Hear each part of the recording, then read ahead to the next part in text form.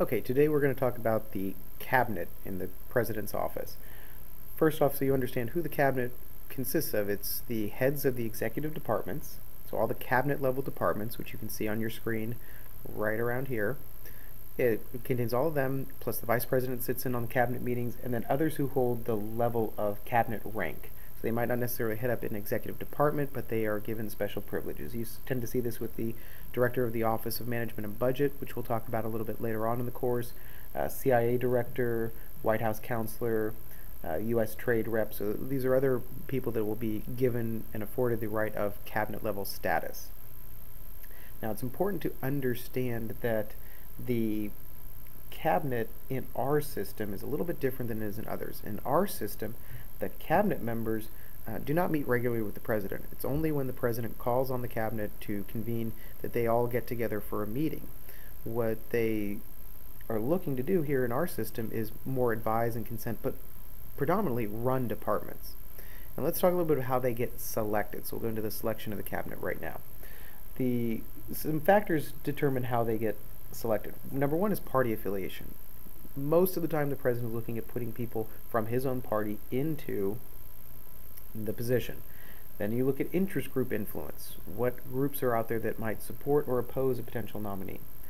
Race and gender are definitely factors. Presidents like to brag about the diversity of their cabinets and that they're making sure to appoint a broad spectrum of people. They look at geographical diversity. Am I representing people from all across the country? And then can they be confirmed? And that's a key thing. The president has to get confirmation from the United States Senate for each one of these appointments. And typically they go to a straight up and down vote, and the Senate decides whether or not to accept the president's appointees. It can be a source of political conflict, but most of the time it is a very smooth process. There's a couple examples that we will look at during the course of this unit where that is not happening, especially with the Secretary of Defense nomination in the current presidency of Barack Obama. Okay, now, as we look at the presidential influence, what influence he has is very limited. And there's a reason for that. There are divided loyalties for cabinet members. Yes, they are appointed by the president.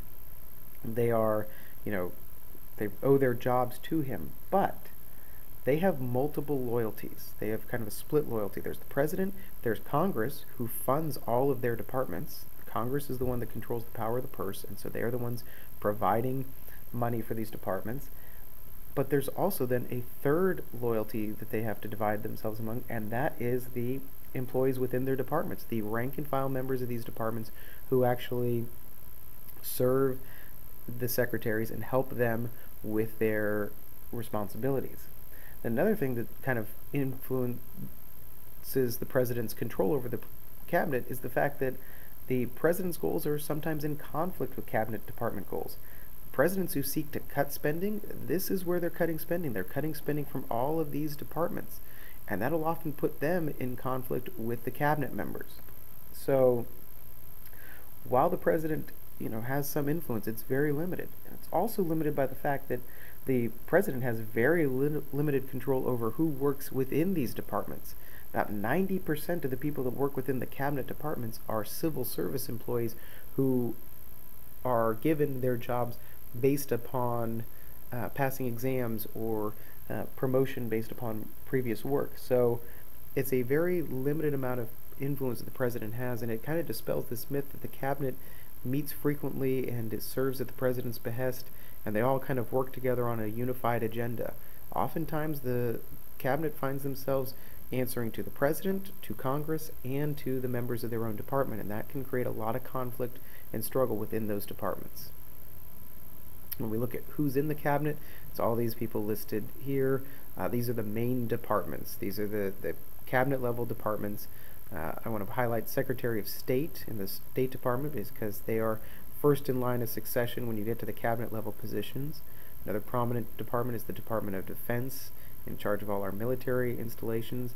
And then we have the Attorney General, who serves as head of the Justice Department. Those are some of the more prominent positions that we often hear about in the news.